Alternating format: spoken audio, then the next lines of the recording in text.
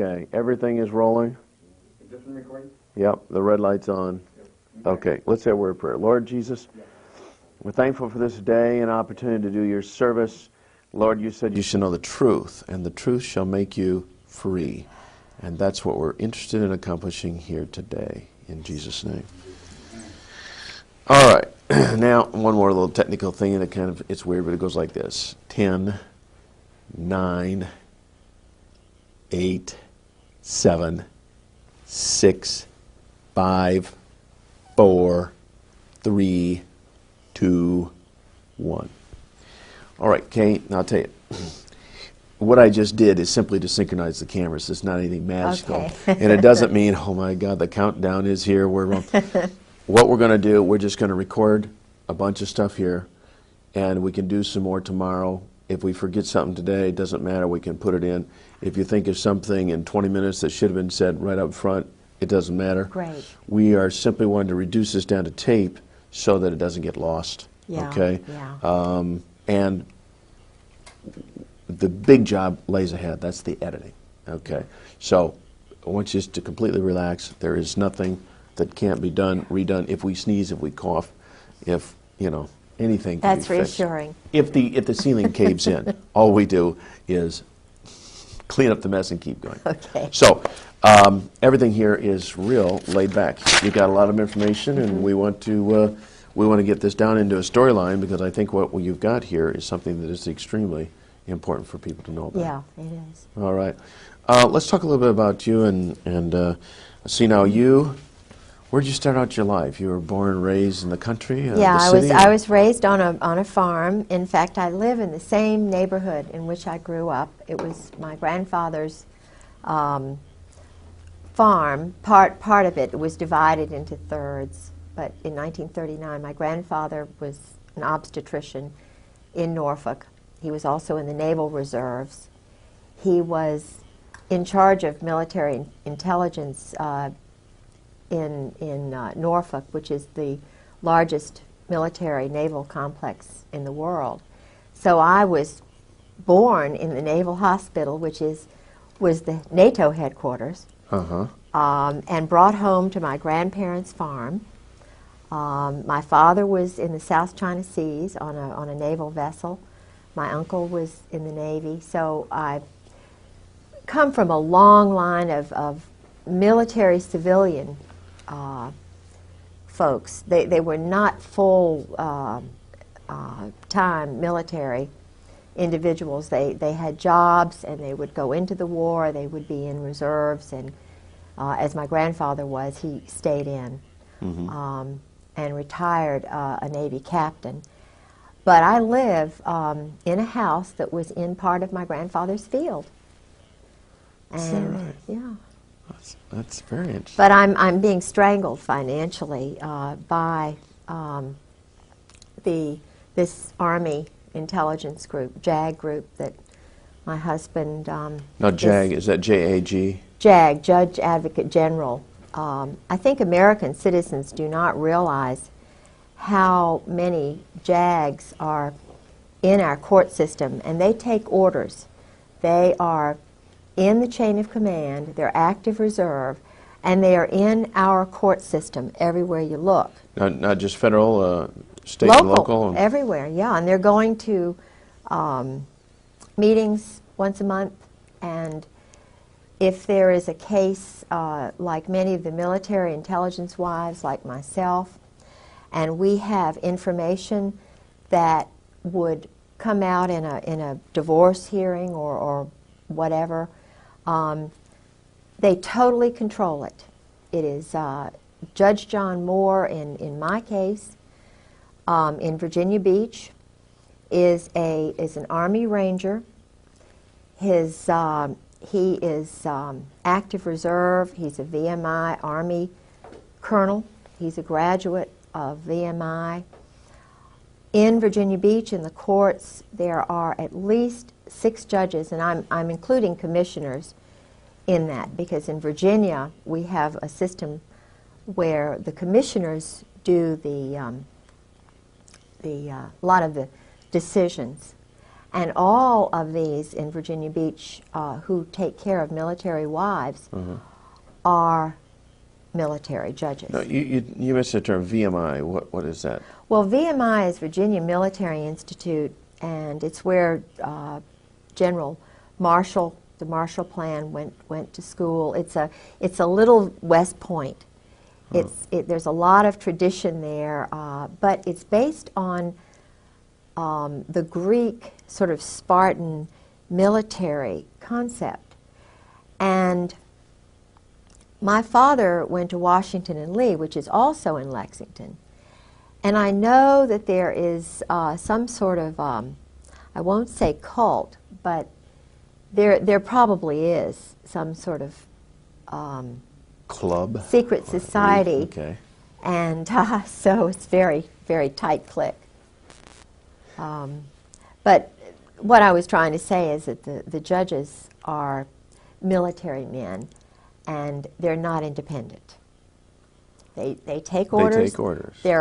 There's a chain of command, and in my particular case and the other 11 military wives whom I have met so far, there are many, many more, but they've all been handled the same way. Mm-hmm. That's not a normal divorce at all. You know, I've heard of these kind of situations before, but it's never been put so concisely and so reasonably that there would be a connection why some people just, no matter what attorney you have, it doesn't matter. Oh, no. The divorces and the settlements of assets never go the right way. No, and there's a FISA court, which I know is involved in my case. What kind of court? Foreign Intelligence Surveillance Act. It's a Justice Department secret court that American citizens are not aware of. There have been a couple of articles on it.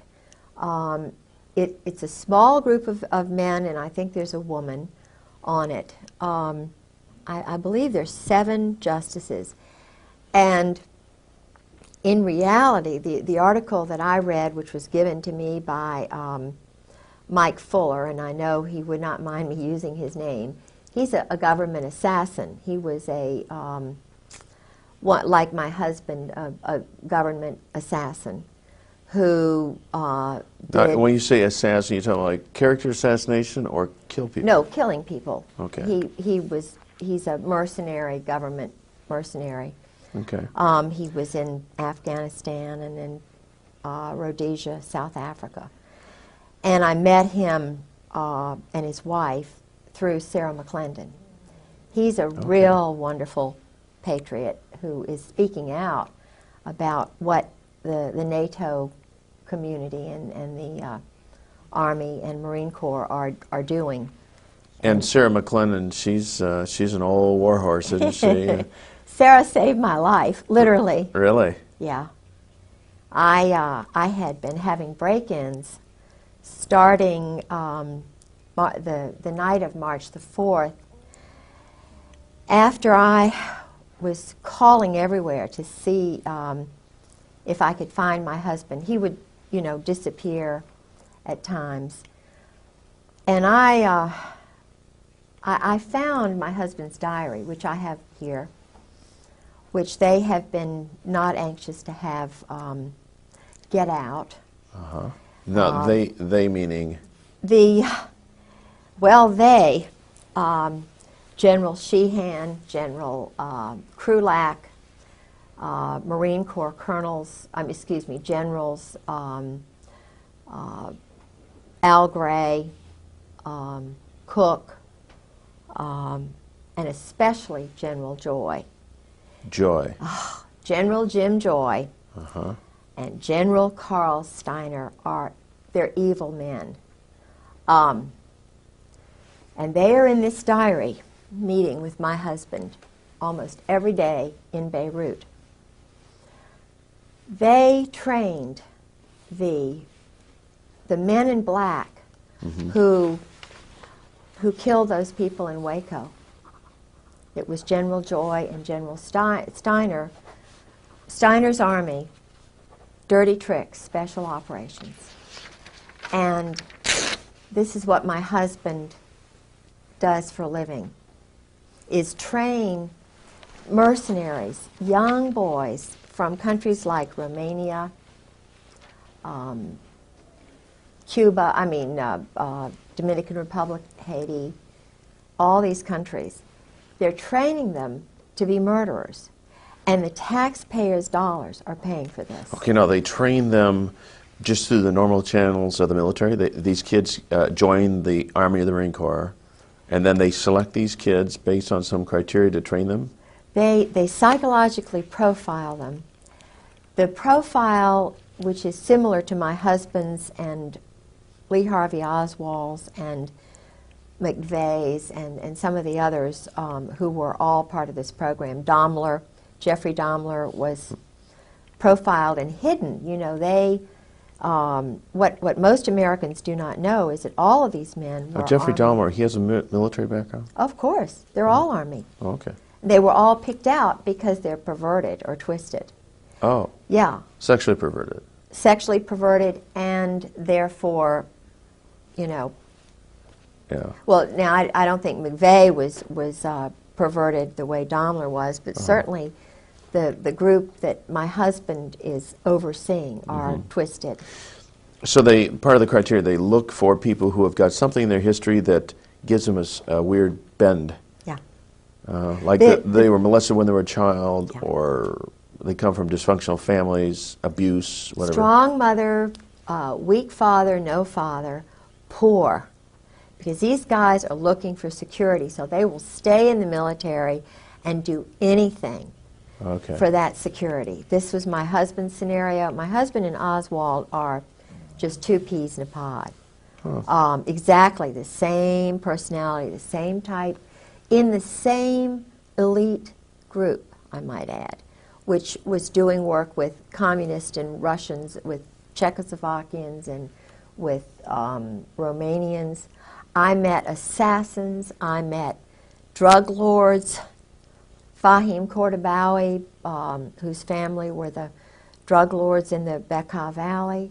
I mean, he knows the elite of the elite of the elite, and that's why I was warned twice not to talk. And you were warned... I was told that I would be killed. I was told that Your husband warned you about this, or? Oh, my husband warned me early on in it, but he knew that he loved me in the beginning. I'm sure he really did. But he's a robot, my husband, except when he's drinking. And I think that's why he drank, because the first 3 years of marriage, he was telling me everything.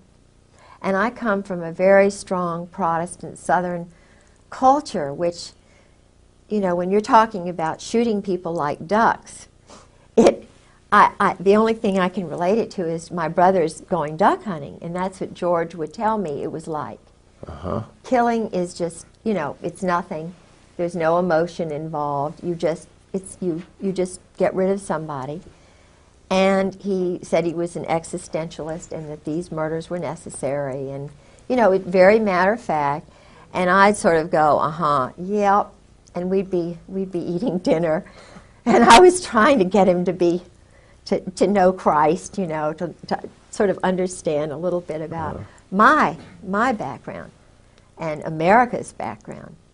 But his group they are not Christians. They're what he calls existentialist, and they study German Clausewitz and Nietzsche, Sartre, Camus, Montesquieu.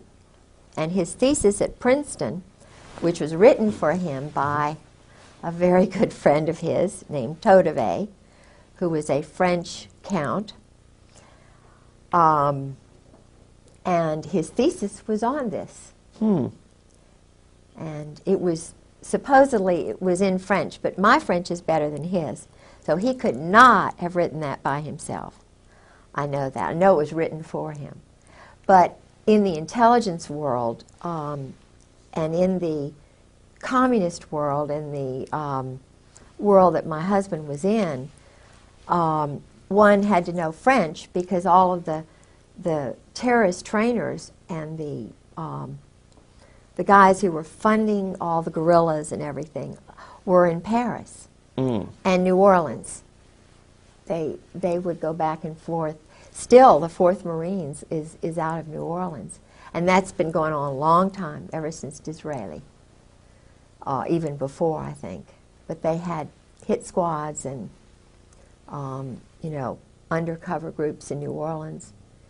And George would go to New Orleans, all the Marines. I mean, this is where they train, do terrorist training, Lake Pontchartrain and places like that. Okay, and then this would be during the 1980s? Yeah, 1980s. Okay. From the I think New Orleans has been a school for a place where debauchery and murder and cults and flourished. yeah. Well, there's a New Orleans connection with the JF Kennedy assassination. Well, you see, Oswald, my husband and Oswald were in the same club. General Jim Joy is in that club. General Louis Buell, who is my husband's benefactor, or whatever you want to call it, is in that club. There is a, in fact, I've got the name of,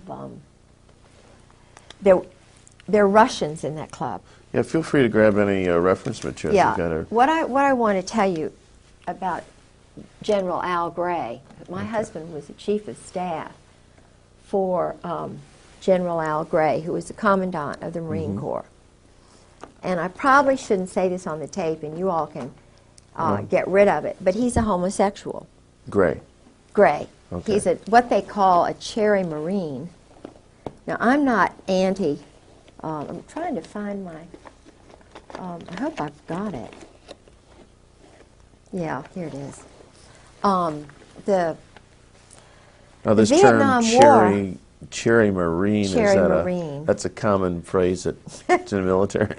See, the thing is, you know, they're guys and they're girls, and I just came from such a real prudish culture. Yeah. You know. That's fine. You came from a normal culture. And I'm not judging them, but they, the Vietnam War, I know a lot about that, about the MACSOG program and the Phoenix program, because George was involved with a very important part of that. Not important, really, but he and Al Gray and Louis Buell and Michael O'Boyle and Ollie Whipple were. Do you remember the Manguez and the Pueblo? Was it the Oh, the seizure of that little ship? Yes. Yeah. This was, it's run by the mob. Then it was a mob military partnership, joint. It was a joint operation in Korea and in Vietnam. The highest levels of the Marine Corps and the Army in those special operations levels, the individuals are actually in the mob. New Jersey. You're talking about the mafia type mob? I'm talking about the Brooklyn, New Jersey mob. My husband, Al Gray, Sheehan, they're all Brooklyn. Cap Weinberger. Heinz Kissinger, there's the Boston mob, which was shipping weapons back and forth to Northern Ireland. And I don't want to get too deeply involved in that, but it goes, Israel, some of the Zionists who came over from Germany, according to my husband, were, see, he works with those people. They do a lot of money laundering in the banks, cash transactions for the drugs that they're bringing over through Latin America, the Southern Mafia, the Dixie Mafia, which is now my husband's involved with in Miami. The military are all involved once they retire.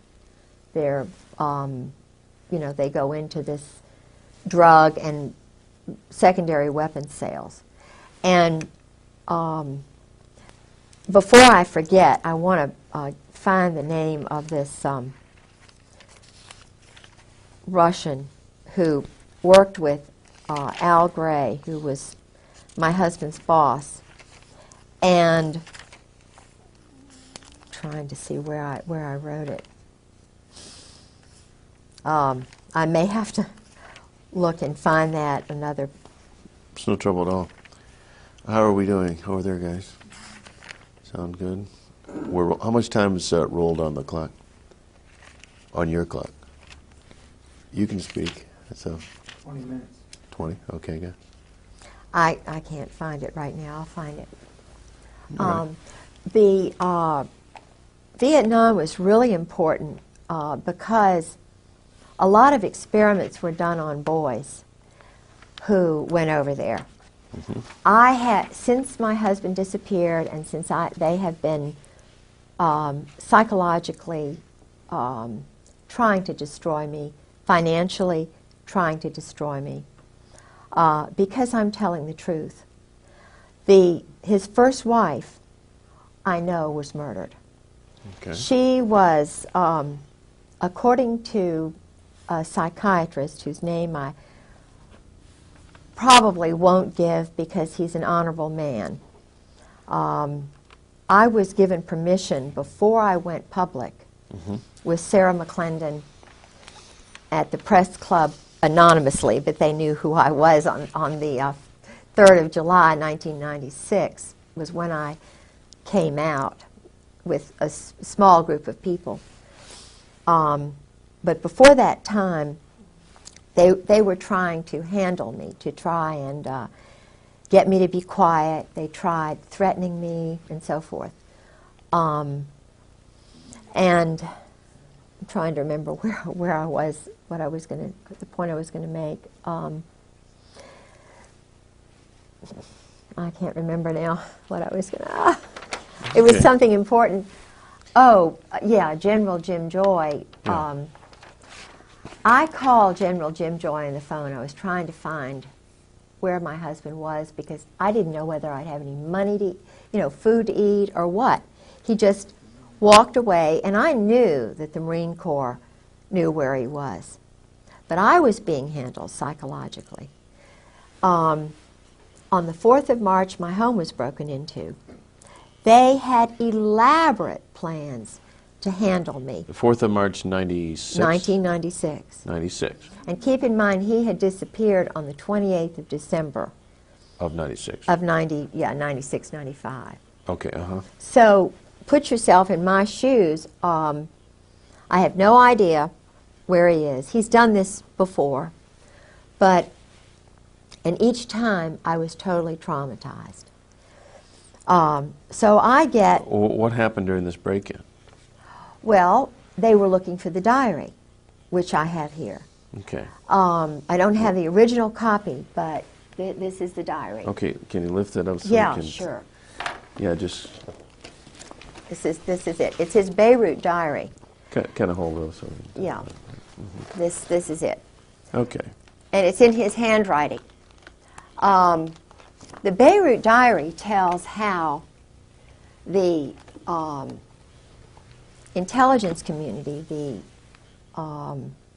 Army and Marine Corps assassins, snipers, are how they operate in a city during a crisis. My husband was the liaison between the White House and President Jamal. So my husband is a friend of Scrowcroft, McFarland's a Marine. All of these men are personal friends of George's. Colby, I spoke with personally on the phone. 2 weeks later, he was murdered. He went to Princeton. My husband knew him. He knew my husband. He told me, Colby told me that... Now this is General Colby? No, this is William Colby, who was head of the CIA. Oh, okay, yeah. Who was murdered in a... so-called boating accident. I know exactly how that happened because, you see, the SEAL teams, SEAL Team 6, 4, 6, and 8, are on the East Coast, and then the odd numbers are on the West Coast. And some of the people who are affiliated with the SEALs,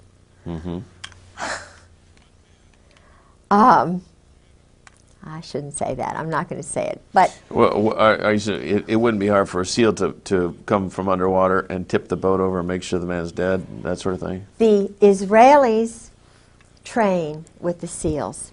They do a lot of wet ops, murders, Okay. over here because of some sort of arrangement. The young boys, I met 3 young assassins on a bus, going up back and forth to Sarah as I went on the bus because they were sabotaging my car so often. So I sat next to 2 young assassins, one from Romania, one from Haiti.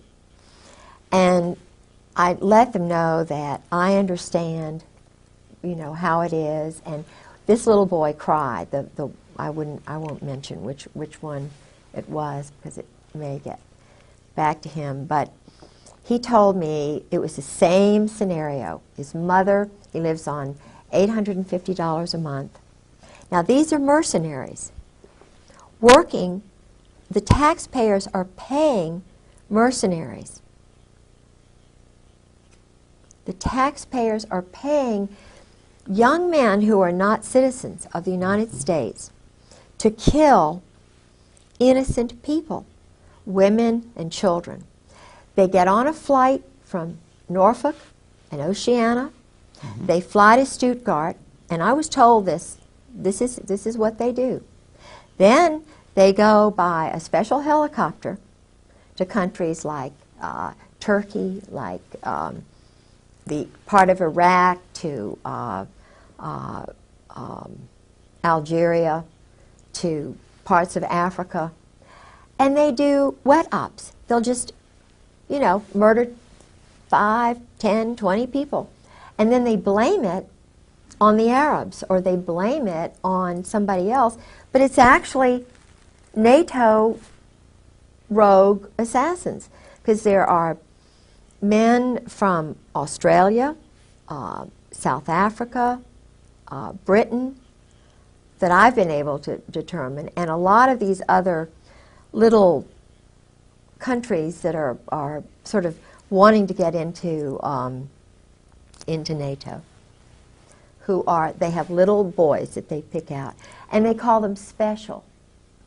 They use the word special, meaning elite, irregular, in order to entice these boys because they don't have much ego.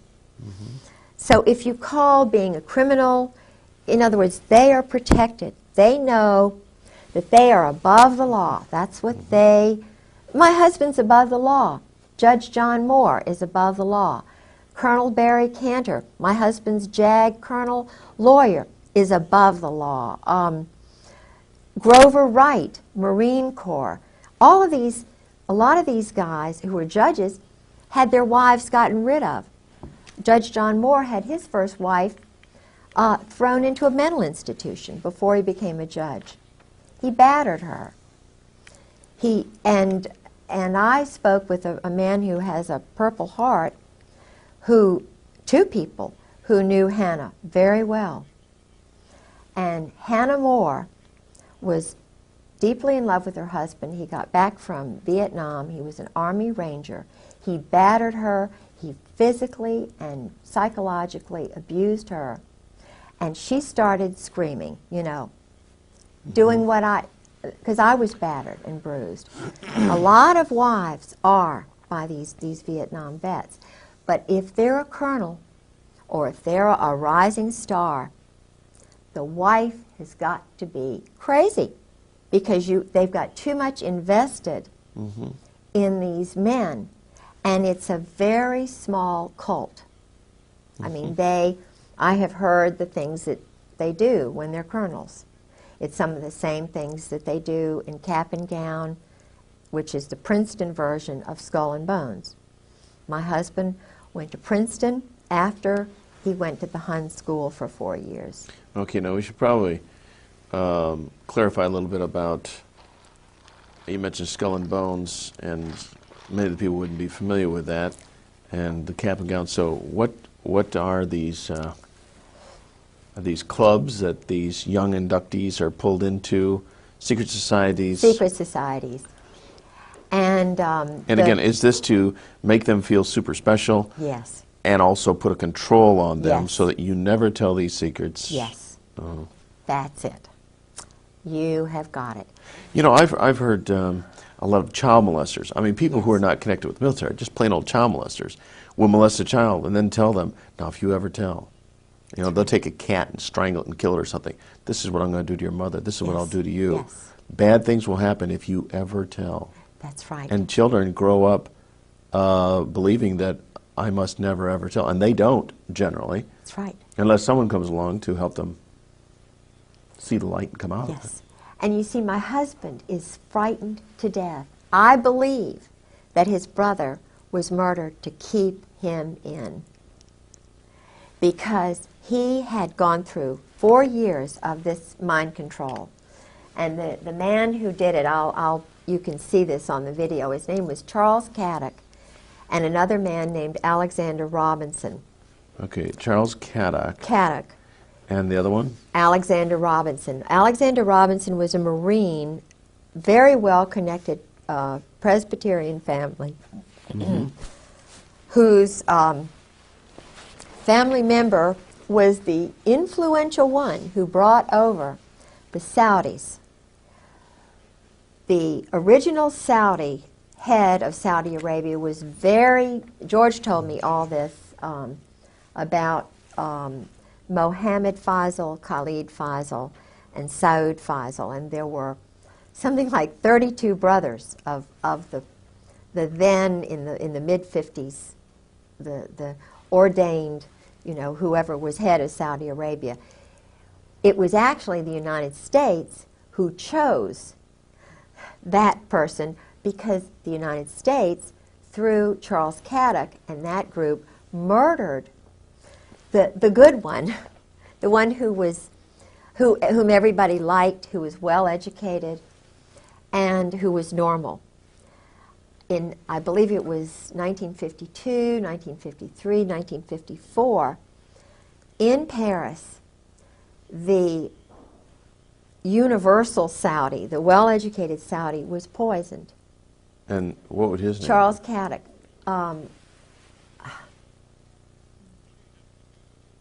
I don't suppose it's all that important, but anyway. I'm trying to remember. I think it was Fahim, or he died in Paris. And so his brother, his half-brother or whatever, was the father of all these 32 boys, and the 3 oldest now were snuck into the United States. I have a degree in history, Virginia history, undergraduate degree, and master's in Scottish history. And being a Southerner, we always look at, you know, past is prologue. And I jumped into the Saudi Arabian books to try and find out something about the Hun School, which is in Princeton, started by a physicist connected with Einstein in that group. So I was looking for the Hun School because I knew they went there. And they're in all the brochures. They're very proud to say, you know, we have the Saudi royals went here. President Cheeseborough brags about going over there and being wined and dined, and you know. So I only found one reference, but it was a reference that said something like they went to a prep school in the United States. That's all they said. Well, it was the Hun School, and my husband was one of the playmates. Charles Caddock was the bodyguard, quote-unquote teacher for these guys. So they would go out and play in the woods, and they were doing homosexual things with them.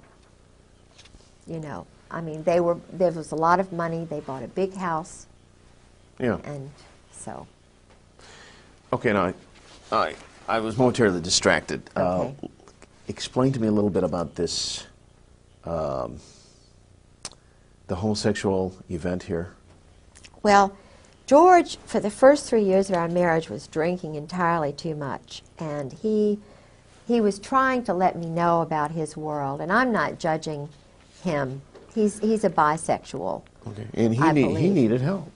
He needed help. He needed Still love. does. He needed cry. He Yeah. still does. Mhm. He really needs help, and the handlers knew that I was changing him. I was taking him away from this crazy cult Right. that he'd been in all these years.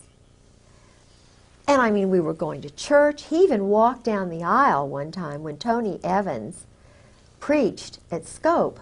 I mean, he was overwhelmed. And At Scope. No, at it is. Scope in Norfolk, it's a big auditorium. Okay. And so, but he was a little boy when he was, it's mind control.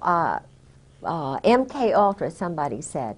They had a group of men, psychiatrists in New Jersey. I don't know where this place was, but they would go, and even his roommates in Princeton told me about it. George never, intentionally, he never introduced me to any of his friends. So I had to cold call all these people. I got their names and addresses, telephone numbers. I called all these roommates at the Hun School and at Princeton. Mm-hmm. They told me things about George and, holding hands with, with Caddick and other people, about being a cheerleader and going off and so forth. Now, a cheerleader, this is a kind of a trade name, right? No, he was a cheerleader for the At Princeton. At Princeton. And he Okay. traveled with the football team. Okay. And here is a guy like that. They put him in the Marine Corps. I don't think that was very nice. Do you know what I'm saying? It was hard for him. But But it was part of the part of the long-term vision. Absolutely. They wanted him long term. And it's because of the Saudis. This is what I believe and what his roommate believes. He had a roommate at Princeton who was also at the Hun, who's a dear, dear, wonderful. His mother is an Anglican. His father was a Jewish doctor from Brooklyn, and Jack is a dear, and we talk to each other a lot on the phone. George sort of, dismissed him because George was getting in with another crowd. George got into Cap and Gown, which is the same kind of fraternity. I mean, it's an eating club at Princeton for intelligence officers. It's cap and gown. Would they have anybody involved that wasn't intelligence-oriented? Football players and so forth. But I have a feeling that Cap and Gown has a lot of intelligence officers and boys who may have been raped. Of course, they'd never talk about it. Right. But I know that the initiation is, they get very drunk, and even in the Marine Corps they do that. It's called dining in. They have the shellback ceremony. They do a lot of homosexual enticement. The boys are, when they come in, when they're new recruits, they strip them nude, they violate their personal parts. There's a lot of that is going on. What about even now? Tailhook? Yeah. Is there a connection? Yeah, sure, because the cream of the crop is doing this. They're having group sex parties. And that was a Navy operation too, wasn't it? Yeah, but the Navy and the Marine Corps. Of course, maybe we ought to for those That's another. that tailhook, they don't know anything about. Tailhook was refresh our memories. Well, tailhook. In fact, when I was single in Norfolk, I know one of the people who was deeply involved with tailhook, who was the captain of the Saratoga, was very much involved with this kind of behavior. And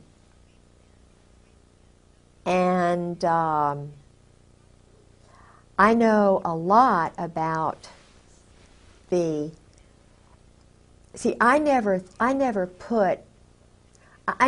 thought about group sex. This is so awful for me to contemplate that these orgies are going on all over the Mediterranean, that the captains, lieutenants, the men who rise to the top are the ones who are picked to play the games, the pool parties, the nude pool parties.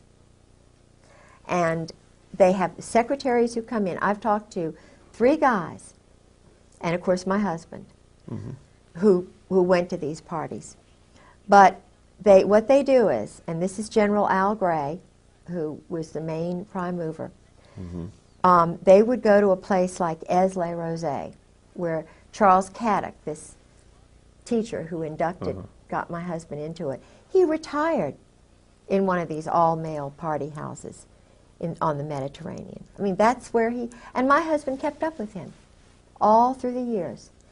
But these sex parties and orgies, they're all homosexual in nature, or well, is there some heterosexual? They start off with the wild secretaries. It's kind of, you know, my husband did those in Indonesia. He did them at a place in Northern Virginia with his first wife. I did not know any of this. I knew absolutely none of this when I married him. He told me he was loyal to his wife. He wanted me to think he was just apple pie, because I'm just a one-man woman. Right.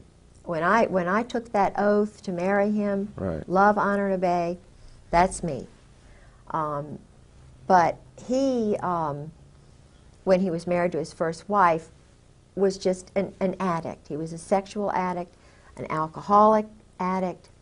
He loves, you know, terror, and his whole little soul was just being sucked away from him desperately. And he needs Christ. He needed me day in and day out. He did not need to be. What he's doing now is running more of these operations. You know, as you describe this, I can't help but think of Bill Clinton. Well, of course he was. He was one of those profile boys.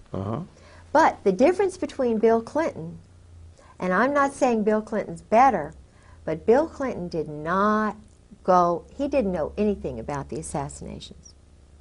Bill Clinton, when I was living with Sarah McClendon, the senior White House correspondent who saved my life, because she said, Mrs. Griggs, you get up here to Washington right now or you're dead. You're going to be dead. And I still feel as though I probably will be. I'll certainly be financially ruined. They are still doing psychological operations in my home, sabotaging my car, messing with my telephone, my radio. You cannot believe what I've been through in the last 2 years. It is horrible. And it's being done to other women and other wives and other men who don't go along with the program. They are murdering Marines, they're murdering sailors. Of course, one of the best ways for you to stay alive is to do what you're doing. Really? Reduce this, absolutely. Reduce this to video, get this scattered all over the country. They won't touch you, because if you're dead, that validates everything you're saying, see. So, well, they poison people. Publicity is the best thing you can do. One of the things that was happening to me after, I must tell you about General Joy. I found his name all through the diary. And what was really strange was that George had mentioned him early on in the marriage, but then after a certain incident at Camp Lejeune, which I think is very interesting, relating to tailhook and something that I did there. I'll tell you about that if I can remember. I called. It took a lot for me to get General Joy's phone number, because the Marine colonels were not going to tell me, because they knew I was investigating. So nobody would tell me about General Joy. I called a person in George's address book who was a general, pretending that, I was updating my Christmas card list. Yeah. And I just wanted to find Jim Joy's telephone number. He said, oh, he's up there. He's running morale, welfare, recreation for the world, a payoff job with the mob. And he's living outside of Quantico, and here's his phone number. So I call him up, and keep in mind, my husband is infamous, Princeton graduate, chief of staff for Al Gray, who runs all the dirty tricks for the Army. Linda Tripp worked for Carl Steiner, who was a partner of, Jim Joy and Carl Steiner and my husband were the triumvirate in Beirut. Okay. And Linda Tripp worked for Carl Steiner down there This would be approximately... in the 80s. She and her husband were both Delta Force duos.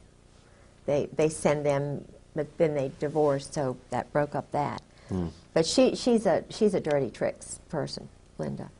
Anyway, so I call General Joy and I say, General Joy, this is Kay Griggs, and I'm George Griggs's wife, chief of staff under Al Gray, head of half the world, dirty tricks, special operations, wet ops. And he goes, no, I don't believe I know your husband. Exactly his words. And I'm taping it, by the way, because they took my tape. They started coming in and putting sticky stuff and running my, just mind jagging me. Putting sticky stuff On the tapes, and they would put the tapes on different, they would go to a lot of trouble. They would take things that I said on one tape and put it on another, and they were having fun with me psychologically. But I taped this conversation with General Joy, and I said, well, that's really strange, General Joy, that you don't know my husband, because I'm sitting here on my bed, and I'm looking at my husband's diary that he kept the whole time he was in Beirut. And you're in there almost on every page, you're in there a lot. And you're going over to Cyprus and Rome, and you're, getting money for weapons, and, and then they're going to Tel Aviv, and they're doing this and that. And I said, you mean you don't know my husband, George Griggs? And you're a Marine, and he's a colonel? He went, oh, that George Griggs. Because he knew I had the diary. I see. Then he said, oh, Miss Griggs, let me call you back. Let me call you back. So he had to confer with General Sheehan, General Joy, General Gaiman, General Hartzog, and his little cabal, particularly General Gray and General Krulak. So he called me back, and he was just like a little puppy dog. He said, oh, Miss Griggs, I'm going to be in Norfolk on the, the night of the 5th, 6th, and 7th. I'll be at a morale, welfare, recreation meeting at the Marriott Hotel, and I would like to meet with you when I get there. I'll be getting in around 5 o'clock, and I could we could go to dinner, or you could come and have breakfast the next morning. We could eat, blah, blah, blah. Or 11 o'clock, now I have to speak at this luncheon engagement. You're welcome to come to that. Or we can meet at... He went through every hour of the whole time. He could not have been more insistent about meeting me if he'd been my father, my birthday or something. And so you did meet? I did. But I was afraid of him because I knew he was an assassin. Joy. General Jim Joy, the one who got Noriega out of Panama. He and Sheehan, the one who was behind the whole operation in Panama. This is a powerful guy. he and Carl Steiner. Mutt and Jeff. Waco, they trained all the guys in Waco who went and did what they did to David Koresh. They're the ones behind all the black helicopters and Sheehan. They're the ones, you know, doing all the stuff down there at Kathy McDaniel's down at, you know, in Fort Polk, Fort Hood. That's something new on me. Kathy McDonald, Daniel? Kathy McDaniel's had a little talk show. She's a wife of the daughter of the mayor down there at Fort Polk. Okay. The little town outside of Fort Polk. And there were a lot of unusual things happening. And because she was talking about it, excuse me, they took her radio show off the air. And they tried to, it's a long story, but anyway, so General Joy, I got in contact with the NCIS. That's Fort Polk in Louisiana. Yeah. Uh-huh. Yeah. But I met with the NCIS guy and a Marine that I just met cold call because I was kind of worried about what would happen to me, you know, meeting him. So may I go to the ladies' room? Certainly, matter of fact, Steve suggested I've that we had to break. sort of go to the late. That's why I've been sort of antsy. Steve suggests we break at 5 after, and I think it's a good idea. Let's break and we'll pick up right where we're.